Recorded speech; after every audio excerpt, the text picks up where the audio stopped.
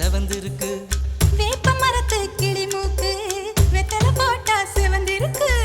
இடுப்பு சேல இடைவெளியில் எனக்கு மட்டும் இடம் இருக்கு. ஆசைப்பட்ட மாமனுக்கு ஆட்டிப்பட்டி மடம் இருக்கு.